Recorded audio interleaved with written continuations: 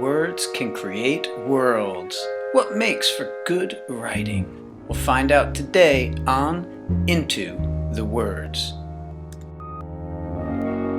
Welcome to Into the Words. I'm your host, Mr. McGrath. Today we have a poem by Liesel. Liesel, writer extraordinaire.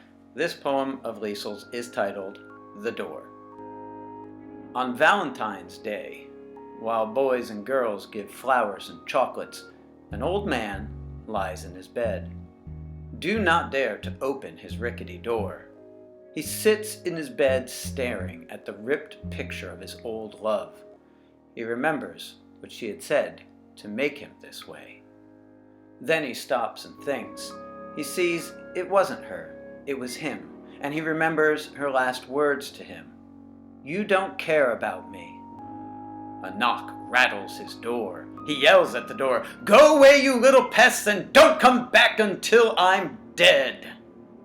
He looks out the window and sees the frowns on their faces. His mouth starts to droop, and he feels this pain in his heart. He thinks about his future. I'm going to be lonely forever. He softens his voice. I won't be remembered. He looks at the door. He grabs his coat and heads out the door. Wow, an awful lot going on there. Let's take a look at a few of the salient features, shall we? Note, she drew some inspiration here, and perhaps you call it the allusion to Charles Dickens' most famous story, yes, A Christmas Carol, that there's a parallel here between Scrooge, Ebenezer Scrooge, and this old man in the poem here. The idea of the young people coming to his door and yelling at them to go away, that's something that happens in the story. Of course, the lost love, I believe it was Fezziwig's daughter, if I remember rightly, but that looking back with regret and a change coming over a person. So she has that illusion, and that's an important thing as a writer, is that you draw upon the tradition and history of writing, even if it's just to go against it. But it's out there, and you should be familiar with it. Notice some extraordinary things she does here. And she's such a natural writer, she might not even be doing this consciously, but it's here.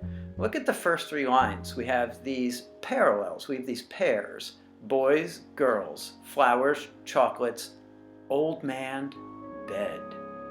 You notice the exchange there, that we have boys and girls giving flowers and chocolates, and then we have this third pair in this third line, the old man and his bed. And then in this fourth line of the first stanza, she does something, again, just surprising. She, the writer, addresses us, the reader, directly, as if we are a character in this story, which is written as a poem. See, so a little side note, you can combine the idea of a personal narrative or a fictional narrative, or even an opinion piece or an informational writing. You can do that in poetic form. It will change what it looks like for sure, but you can do that, and that's what she does here.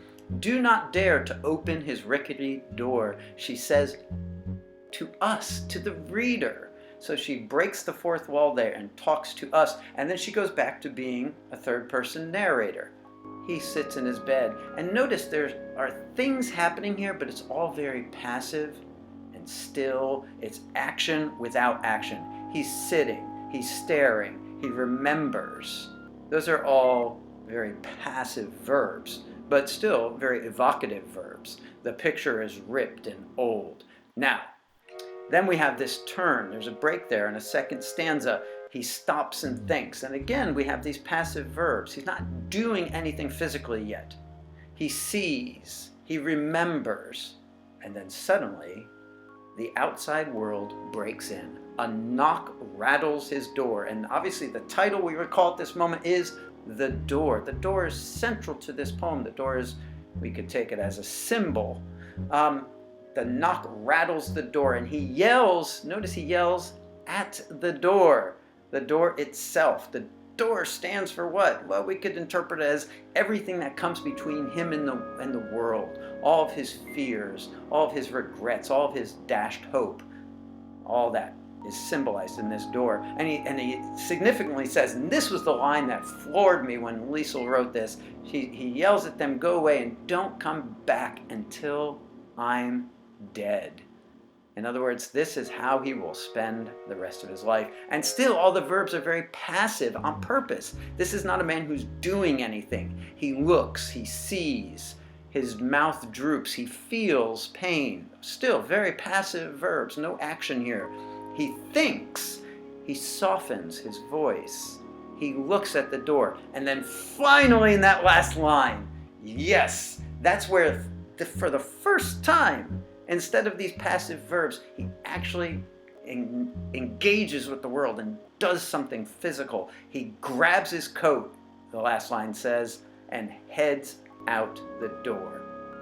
And a beautiful thing about that ending there is that there's some ambivalence about it. She doesn't spell out for us exactly, well, anything. She doesn't tell us where he's going and who he's going to see and what he's going to do there. She leaves that open to our interpretation. The important thing is what?